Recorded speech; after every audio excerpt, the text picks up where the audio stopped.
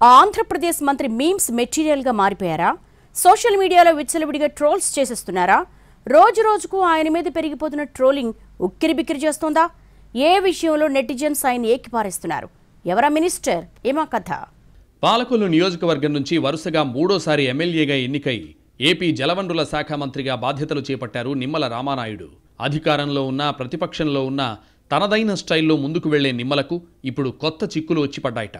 నియోజకవర్గ అభివృద్ధితో పాటు నిత్యం జనంలో ఉండే నాయకుడిగా పేరున్న మంత్రి రామానాయుడిని నెటిజన్లు టార్గెట్ చేశారు. ఎన్నికల ప్రచారంలో ఆయన నోటి నుంచి వచ్చిన హామీల జల్లులను ఇప్పుడు ట్రోల్ చేస్తూ సెటైర్ల మీద సెటైర్లు వేస్తున్నారు. అందుకు కారణాలు చాలానే ఉన్నాయంటున్నారు.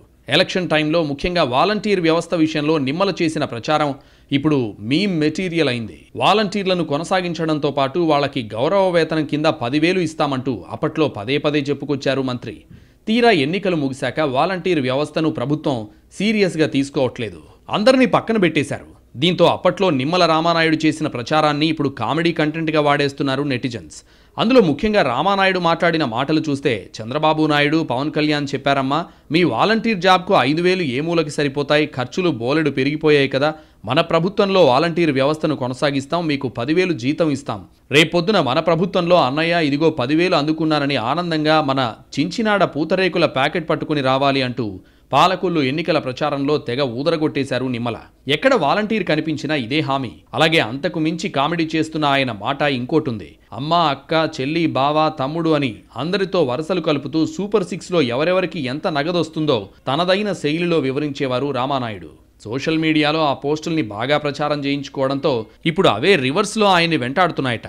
హామీల అమలు సాధ్యం కాదంటూ సీఎం చేసిన ప్రకటనకు నాటి నిమ్మల మాటలను రీల్స్గా చేసి ట్రోల్ చేస్తున్నారు. ఇక పాలకొల్లులోని ఒక ఇంటి వద్ద ఉన్న చిన్నపిల్లలను చూపిస్తూ నీకు 15,000, నీకు 15,000, నీకు 15,000 అంటూ నాడు నిమ్మల రామానాయుడు చెప్పిన వీడియో సైతం చాలా పాపులర్ అయింది. ఇలా రకరకాలుగా నిమ్మల హామీల వీడియోలు సోషల్ మీడియాలో సెటైరికల్గా ట్రెండ్ అవుతున్నాయి. గతంలో రాజకీయ నాయకులు రోడ్డెక్కి ఓటర్ల కటాక్షం కోసం నానా పాట్లు పడేవాళ్లు. ఎన్నికల్లో గెలిచాక అడ్రస్ లేకపోతే మళ్లీ ఎన్నికలు వచ్చేదాకా వాళ్ళని అడిగేవాళ్లు కాదు.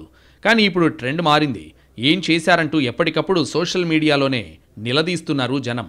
హామీల అమలుకు ఏమాత్రం సమయం తీసుకున్నా ఏకి పారేస్తున్నారు. దీంతో రాజకీయ నాయకులు ఏం మాట్లాడాలన్నా ఆచితూచి నోరు అదుపులో పెట్టుకోవాల్సి వస్తోంది. అందరి చేతిలో కెమెరా ఫోన్స్ ఉంటున్నాయి, అందులో నెట్ బ్యాలెన్స్ ఉంటోంది.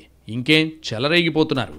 ఇదే కోవలో మంత్రి నిమ్మల మాటలు ఇప్పుడు ట్రెండింగ్లో ఉన్నాయి. ఎంత గొప్పగా పనిచేసినా, భారీ విజయం సాధించినా ఇచ్చిన హామీలు వెంటనే అమలు చేస్తే తప్ప జనం సాటిస్ఫై అయ్యే పరిస్థితి లేదు. ఇప్పుడు మంత్రి నిమ్మల కూడా ట్రోలర్స్ దెబ్బ తప్పించుకోవాలంటే ఇచ్చిన హామీలన్నీ నెరవేర్చాల్సిందే, లేదంటే ఆయన అలా ట్రోల్ అవుతూనే ఉంటారని అంటున్నారు రాజకీయ పరిశీలకులు.